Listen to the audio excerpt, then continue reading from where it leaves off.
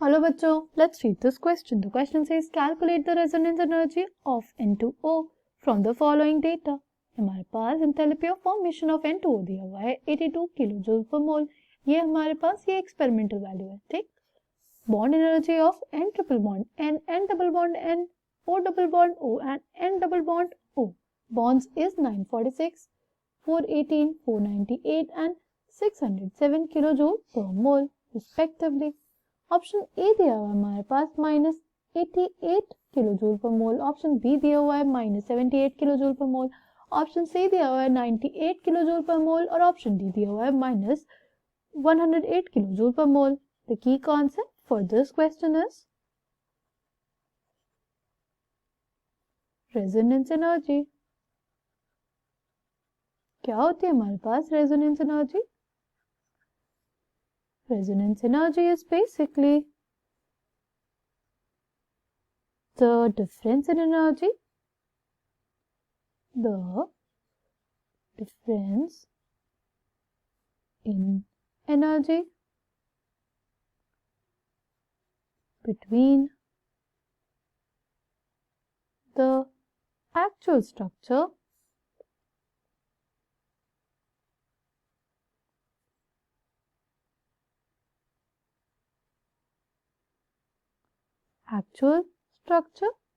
and the lowest energy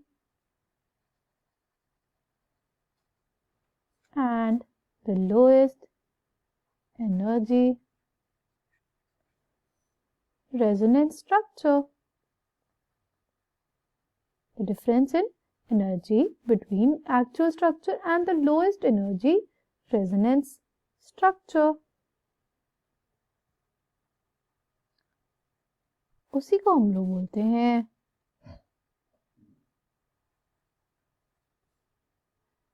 resonance energy. अगर हम लोग बात करें इस फॉर्मूले की तो उसका फॉर्मूला हमारे पास होता है एंथैल्पी ऑफ फॉर्मेशन, जो हमारे पास observe value minus enthalpy of formation जो हमारा आया कैलकुलेट करके, यानी थ्योरेटिकल वैल्यू या इसको बोल सकते हैं कैलकुलेटेड वैल्यू. ठीक है, इससे हमको ये पता चलता है कि एक्सपेरिमेंटल रिजल्ट जो हमारे पास ऑब्जर्व वैल्यू है वो जो हमारी कैलकुलेटेड या थ्योरेटिकल वैल्यू है उससे कितनी डिफरेंट है. ठीक, वो जो डिफरेंस आया होगा वो किसकी वजह से आया होगा?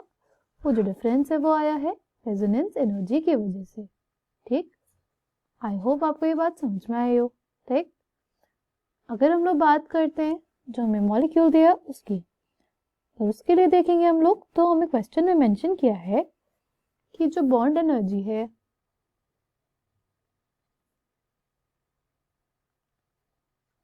Of N triple bond N वो हमारे पास है 946 किलोजूल पर मोल.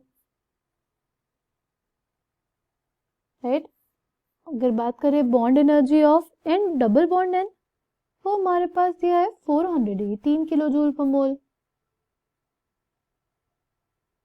अगर बात करें bond energy of O double bond O वो हमारे पास दिया हुआ है 498 किलोजूल पर मोल.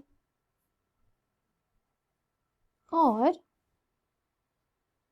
N डबल बॉन्ड O की जो बॉन्ड एनर्जी हमें दी हुई है वो दी हुई है 607 किलोजूल पर मोल. ठीक, अब अगर हमें निकालना है एंथैल्पी ऑफ फॉर्मेशन, जो कैलकुलेटेड वैल्यू आएगी एंथैल्पी ऑफ फॉर्मेशन की, वो क्या आ जाएगी? वो आ जाएगी bond energy of reactants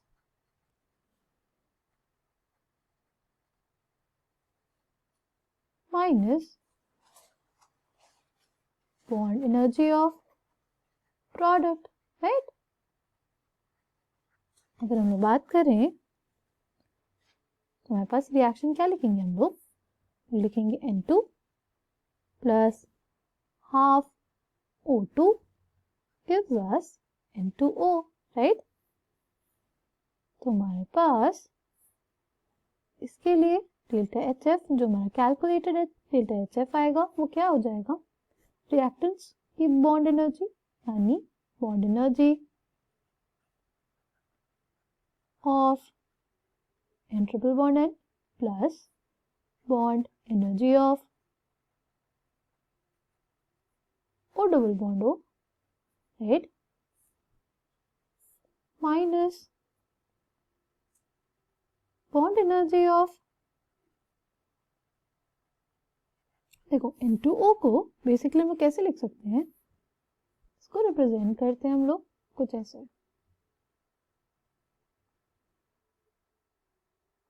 right,